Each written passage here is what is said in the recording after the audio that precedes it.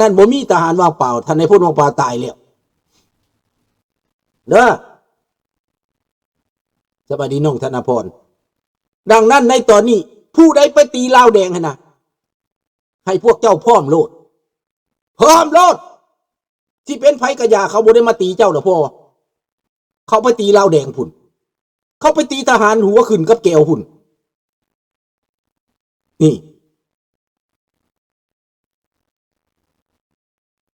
จับคนอื่นๆมากกว่าเอาภาพมาติดใส่มันบ่ได้จับได้ดอกแม่นเป็นภาพลวงตา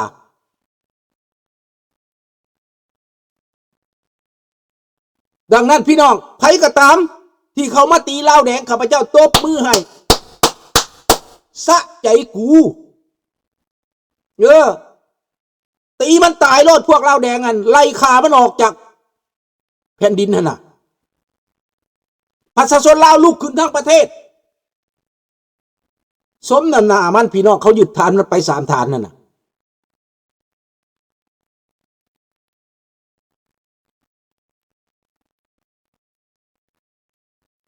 ไม่ต้องวิจารณ์ลุงวิจารณ์คนเดียวไม่ต้องเกี่ยวพวกเจ้าบ่ต้องวิจารณ์ดอกเอาไปโลดเกิดสงครามแบบนี้นะมันจะเป็นสนวนแค่สนวนนะตัวจริงไม่ได้มานะแค่สนวนผู้ใดอยากไปปกป้องระบอบลาวแดงไปปกป้องโลดไปช่วยโลดไปช่วยพ่อช่วยแม่สู้ไปทหารไทยเขาจะช่วยไหมไม่มีทางมีแต่คนบ้าสิไปช่วยนะเขาจะไปเกี่ยวข้องทำไมประเทศไทยเขาก็รักษาแผ่นดินไทยเขาไม่จำเป็นต้องไปช่วยลาวแดงถ้าไปช่วยลาวแดงทหารไทยก็จะถูกด่าพี่น้องของมันเน่ามันเหม็นแล้ว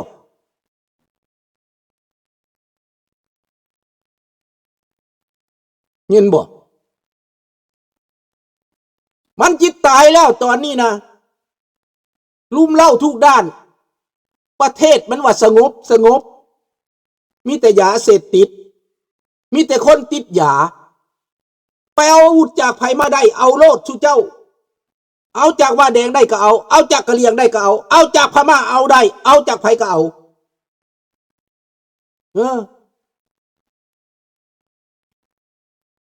พี่น้องครับ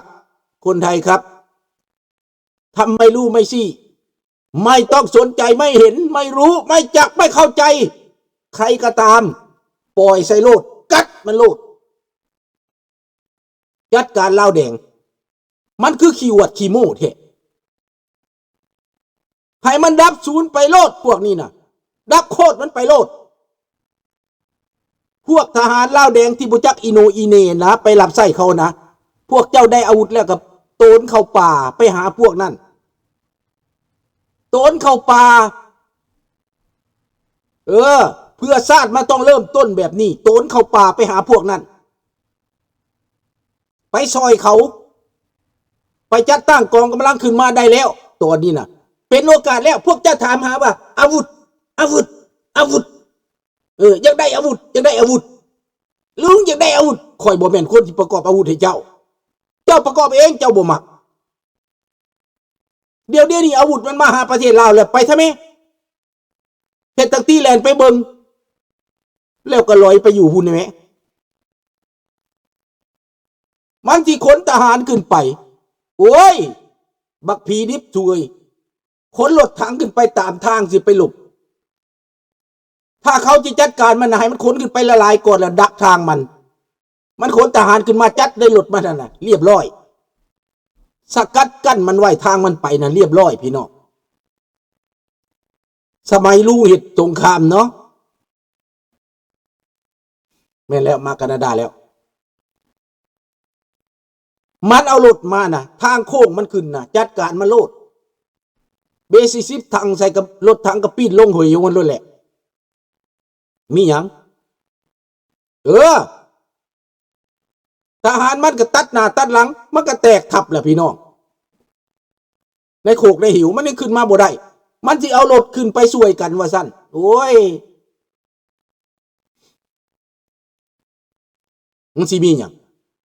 ไปโลดพวกเจ้าบ่ต้องอยู่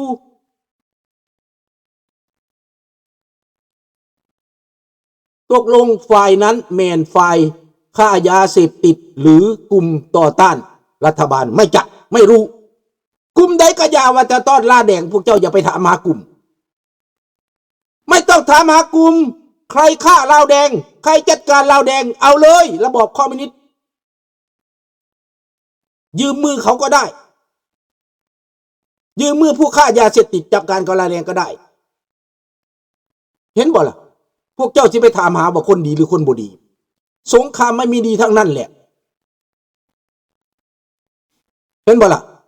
บักลาวแดงมันก็บ่ได้เป็นคนดีมันเป็นคนฆ่ายาเสพติดบักนูหักพอฆ่ายาเสพติดเห็นบ่ล่ะบักบุญยังคนขี่หลักควายไปขายบักนี่นะมีแต่โจรทั้งนั้นพวกนี้นะ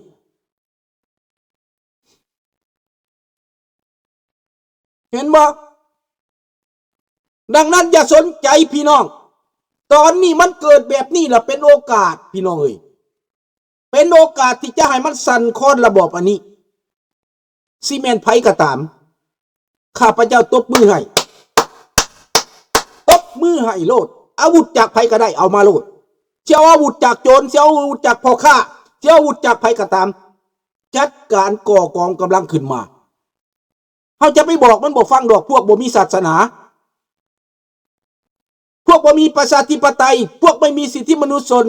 มันไม่สนใจเราได้อาวุธแค่แต่ว่าอาวุธมาจากใครไม่รู้กูได้มากูใช้เป็นประโยชน์เห็นบ้าง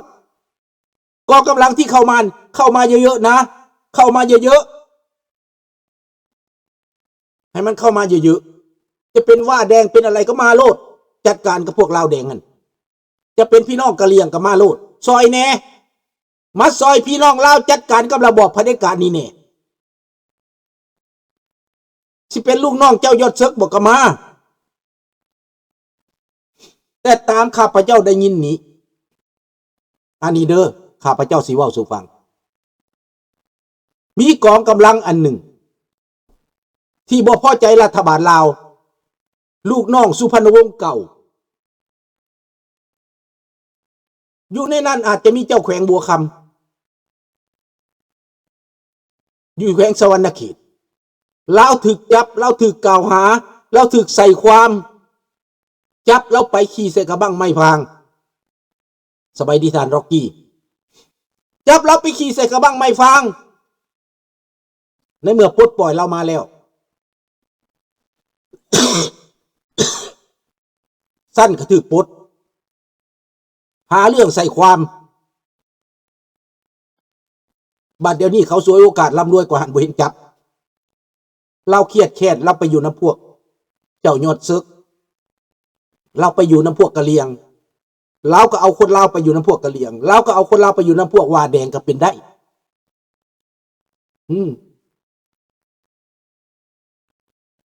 เดี๋ยวนี้ไปโลดสิเป็นกลุ่มใดกะยาดำไปโลดไปประกอบขึ้นมาหลายหมื่นหลายแสนเรื่องการเมืองจะค่อยเว้ากันเวลาเปลี่ยนแปลงประเทศได้แล้วคนล้มได้แล้วการเมืองนั้นลุงจะหาวิธีทางให้เป็นประชาธิปไตยประกาศเป็นประชาธิปไตย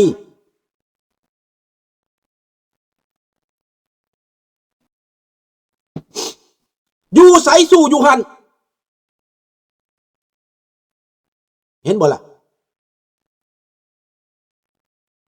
มันสิเอาจังใดกับเรื่องของมันแหละจัดการมาโลดนี่มันตายไปค่าย3 ค่ายมันแตกนะข้าพเจ้าบ่ได้ไปว่าผู้นั่นยาเสพติดผู้นี้นั่น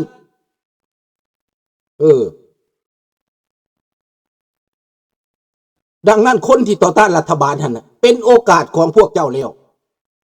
อยู่ใสเอาอาวุธซื้อได้ก็ซื้อขอได้ก็ขอปุ้นเอาก็ปุ้นอาวุธท่านบ่สนดังนั้นต้องต่อสู้ต้องปลดปล่อยตัวเองไม่มีเงื่อนไขต่อสู้นี่นะ ดังนั้นข้าพเจ้าฮู้จักว่าเจ้าแขวงบ่คำไปเป็นนักปฏิวัติเก่าลูกน้องสุพรรณวงศ์พี่น้องเขาไปอยู่ที่นั่นเขาต้องหาอาวุธจากว่าแดงหรือจากใครไม่รู้เขาจะได้อาวุธมาได้กองกำลังจากว่าแดงมาก็โอเค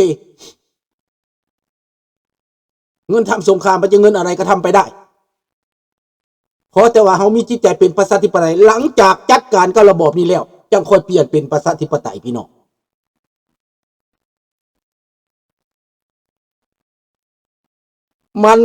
มันตรวจสอบแล้วลุงจากการข่าวของคอนเน็กชันทหารฝ่ายไทยกับการข่าวชายแดนมันคือว่าแดงและเรื่องยาเสพติดมันจะเรื่องยังกับยายังวะไม่มีผู้ใดขาวปอดเบิดดอกมันจะทหารมาจากว่าแดงทหารใดก็อยากยาว่าแต่มันปัดจัดการนี่นะลาวว่าแดงมาตั้งค่ายอยู่หันมาตั้งโลดปลดปล่อยออกไปไล่พวกลาวแดงนี่ออกไปลาวแดงว่าแดงก็ไม่เลวร้ายกว่ากับลาวแดงดอกนะว่าแต่เป็นว่าฝ่ายตรงกันข้ามยืมมือศัตรูฆ่าศัตรูจำได้ไหมนี่การเมืองเขายืมมือศัตรูฆ่าศัตรูเราไม่ได้เปื้อนเลือดนะเขาฆ่ากันเองดังนั้นลาวแดงมันก็เข้ากับเจ้าเวยก็หักหลังพวกว่าแดงเป็นคนของใครของจีนเป็นลูกน้องจีน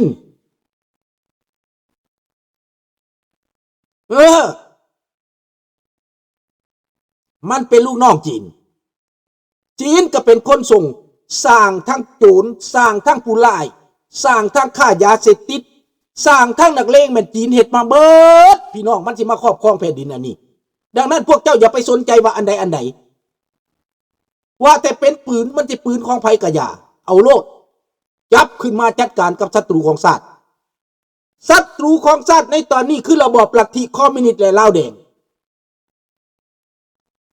ศัตรูของชาติคนขายชาติตัวนี้ก็แม่นนี่ดังนั้นปืนที่เป็นของไผกะอย่าอาวุธที่เป็นของไผกะอย่าได้มาแล้วเอาโลดสู้แล้วเปลี่ยนแปลงประเทศเฮาที่หลังประกาศเป็นประชาธิปไตยที่หลังไม่ต้องไปคำนึงถึงอะไรตอนนี้นะเป็นโอกาสพี่น้องแต่พวกเจ้าสิมาถามหาอาวุธยังได้อาวุธเนี่ยอาวุธมันอยู่เลยได้ไปเอาใช่ไหมมีปัญญาไปเอาบ่ละสบายดีวงสวรรค์มันมีอาวุธแล้วไปเอาใช่ไหมเขายึดค่ายแล้วเขาสู้แล้วไปใช่ไหมไปเอาเลยไปสู้ล่ะไปสร้างอุดมการณ์แหละว่าแดงแม่นไผก็แม่นจิกว่าแดงก็แม่นจิกเจ็ก12 ปันนานั่นแหละว่าแดงกันนะมันมานำกันนั่นแหละแม่นจีนแดงเป็นผู้ช่วยคือกันว่าแดงก็ได้อาวุธมาจากอาวุธทุกครบชนิดก็มาจากจีนหมดซื้อจากจีนหมดพี่น้อง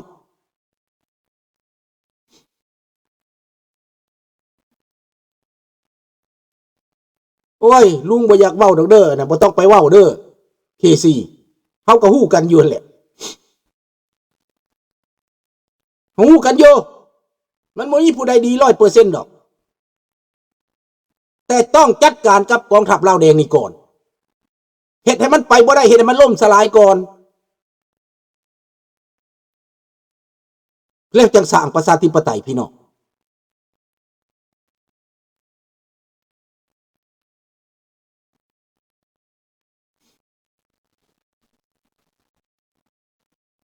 ดังนั้นแหละพี่น้องตอนนี้นะอาวุธมันมาแล้วพวกเจ้าอยากได้อาวุธเนาะลุงบอกแล้วว่ามันอยู่ไสนั่นละอยู่หั่นแหละพวกเจ้าก็ไปได้ไหมพวกคิดว่ามันสิมีเท่านี้บ่ล่ะกำลังเสริมเขาก็ต้องมาแน่นอนคันเขากล้าสู้เจ้าแล้วนะเขาต้องมาแน่นอนต้องเกิดเป็นสงครามย่อมมาแน่นอนการเริ่มต้นแล้วนะยังประเทศมหาอำนาจอีกบาทนี่